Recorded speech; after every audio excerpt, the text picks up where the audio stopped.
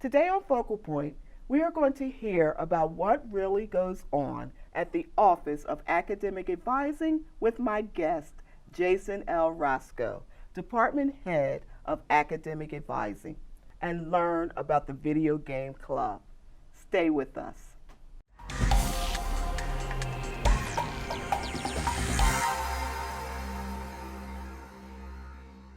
Hi, welcome to Focal Point on CCP TV, the Emmy-nominated educational channel of Community College of Philadelphia. I'm Darlene Montz, a student in the Communication Arts curriculum. I am here with Jason L. Roscoe, an academic advisor here at Community College of Philadelphia. Welcome, Jason. Thank you for having me. How are you today? I'm doing well. How are you? Great. Good. Tell me, what is academic advising? Academic advising consists of a holistic process and looking at the student from a holistic perspective and not just focusing just on the student's academic endeavors. It's about looking at the outside commitments that students have that oftentimes impact the student's ability to succeed academically in the classroom, helping students create an educational plan that is consistent with his or her life goals and really again helping them work towards either earning their degree here at CCP after 2 years or transferring to a 4-year institution. What do you do at academic advising? I currently serve as the department head for the Office of Academic Advising. I was elected beginning for the spring semester. We are a new department here here at CCP. Prior to myself and 6 other colleagues being hired here at CCP, the Office of Academic Advising consisted of students being seen primarily on a drop-in basis by part-time faculty members on a part-time basis. And now with the addition of the 7 full-time advisors, we are aligned with the Guided Pathways program that has been implemented here at the college. And the 7 full-time advisors beginning the fall of 2016 were assigned students in the larger degree programs here at the college. Before, students would come in and they would meet with different advisors, and sometimes that would lead to getting different answers to different questions that they may have. So we're in a position where, again, we're new to the college, but we're really looking forward to growing and expanding our office and services to students. As a new department, what are some of the benefits to the students and staff? Knowing that they have someone who is well-versed on the different curriculum programs here at CCP, along with the student support services that also benefit the students along their academic endeavors, is what students need and what they look for. As far as the faculty, the feedback that I've gotten so far has been very positive with the addition of the new advisors being here on the campus of CCP, because it was a service that has been well overdue in terms of need. So the faculty, along with the advisors, have really been working very well together. Since we've been here, we've been able to work and develop relationships because it's about the students at the end of the day. So working together, both advisors and teaching faculty for the greater good of the students. What are some of the challenges that the students face that would benefit them from having an academic advisor?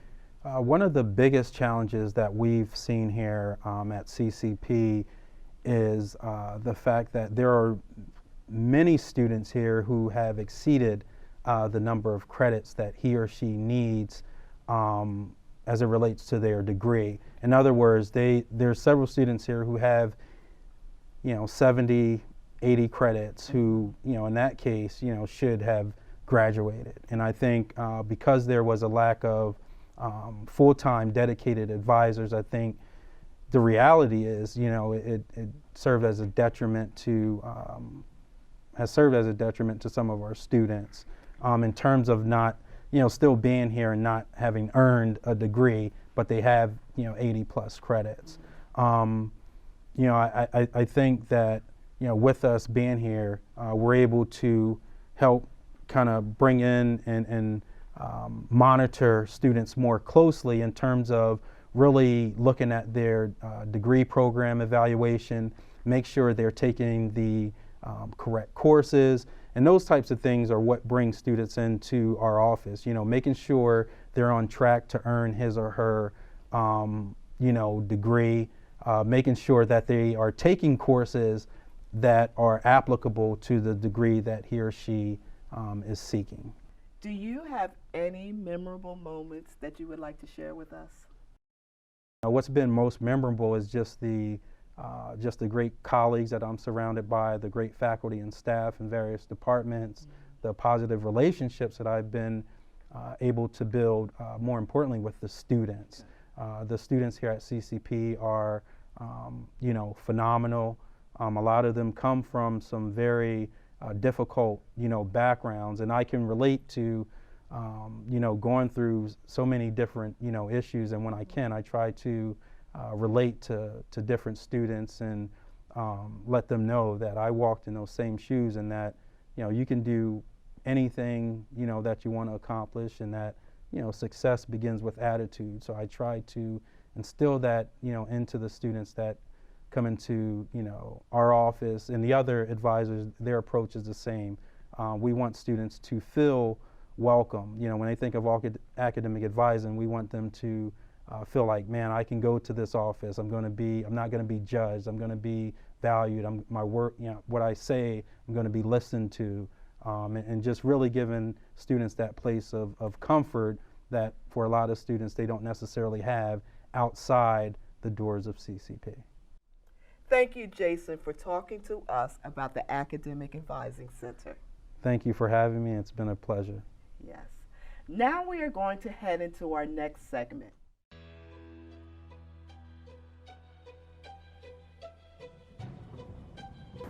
I do eat at the school cafeteria once or twice in a week. About twice a week. I eat there like twice a week. 2 to 3 times a month.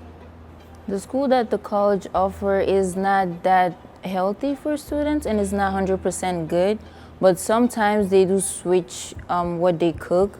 So sometimes they do the healthy stuff, and most of the time it's usually fat food and fast food. I think the food that the college offer is okay. I think it's really great food because it's healthy. Like you don't find that in food trucks. The food that the college offers is very versatile. I figure that chicken tenders and pizza and salads is something that the average person can go and pick up every day, so it's pretty good.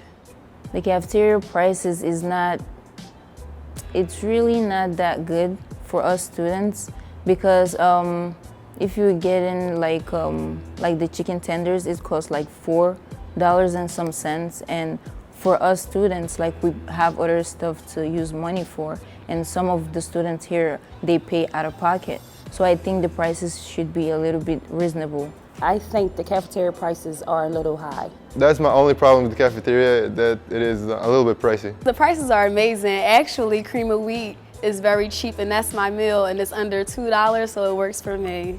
I think there are nice people in there, because usually they say hi and what do you need and stuff like that. The cafeteria workers have good customer service skills. I think it's pretty great. They always greet me. They always they listen to us, give us our time, not trying to just sell stuff. The service, I figure that the faculty and the customer service there, they're very friendly, they're very welcoming, they smile, they ask how are you, so service gets an A from me. If there is one thing I could change about the cafeteria, it's closing time. The prices. I would change the prices to a lower price. I would push to have more healthy products or vegetarian or vegan meals, such as vegan pizza. That was an interesting segment. Wouldn't you agree? And now we take to our final segment, where we explore what goes on at the video game club. While I was looking for a club to join, I saw the video game club, So I joined on the OrgSync site, but the club was inactive. So I went into the office where all the clubs and organizations are supposed to be managed at. And they just told me if I wanted to, I could take over the video game club. I went out, got a bunch of signatures, and then eventually I got enough names, and then the video game club just started back up. But the first time we had club, it was like, we had no rooms, we had no TVs. It was literally like me and 2 other people just sitting in the hallway talking about games. And then eventually we got a room, we got a TV. It was me, the vice president, and 1 other person. And now it's crazy. Sometimes there'll be like 20 people there, sometimes even more if it's a good day. Every week, someone new would show up, or we'll get like another TV, or we'll be in the rooms longer. I discovered the video game club through a friend of mine. His name is Daniel Kelly. And ever since then, I was just like, oh, okay, they have a video game club. Another way for me to waste my time. It sounded kind of fun too. I didn't really go on the website. I only realized that there was a website for it until Anthony had told me. And then I just kept coming. They say you could join up with the club by doing all the steps. But when I first came here, I didn't know anything about that. I literally just walked in the room, looked around, saw some friends, and played the game. And ever since then, it's never been a problem. I come in there religiously like everybody else do and just play games. The tone of video game club can get pretty competitive here and there. Like if there's 2 people that play the same game and they play, then you can really tell that they're playing for keeps, kind of. But most of the time, it's just we just insult each other and make jokes. The video game club gets very competitive. Smash Brothers, I cannot tell you how many people have gotten so quote unquote salty about losing on the first round, especially me. If you go to video game club, there's a wretched hive of scum and villainy, where you'll find a bunch of different people. Some people that want to get competitive, and we're just a bunch of clowns. We just insult each other, but it's all fun and games, though. If you want to join video game club, then just don't get salty. Don't get angry if we say that your character or your game is trash, because we say that about everything. It probably is, but we say that about everything. And if you have a console, bring it. More games are always welcome, even though we don't really have that many TVs for them. But like, even if you don't have a console, you can come by and just play whatever anyone brings. That go on the OrgSync, go on their clubs, and then they'll find video game clubs listed on there. Hit join.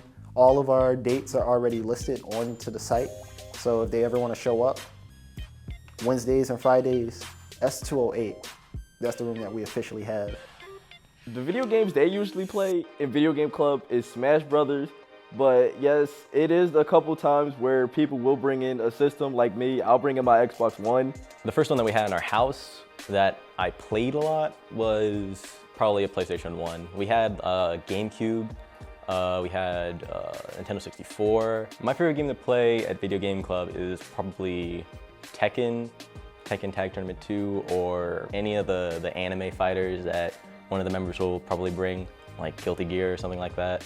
Mainly because those are like the games that I'm best at. Those are the only ones that I can actually come in with a foot in the door. For me, the video games is how I can get a chance to see, a different character's perspective of the world, of their world, and also get a chance to say, oh, okay, I played this game with a certain amount of people, and also just have a reason to say, oh, I'm better than you in this game. Just give a completely good reason to play video games with friends. It's a very welcome community filled with terrible people. Interesting. Well, that's it for today. I want to thank my guest, Jason L. Roscoe, and the viewers for tuning in. You have been watching Focal Point, the Community College of Philadelphia magazine show on CCP TV, the Emmy-nominated educational channel of Community College of Philadelphia. All segments for Focal Point are produced by the students in the digital video production curriculum. I'm Darlene Muntz, a student in the Communication Arts curriculum here at CCP. See you next time.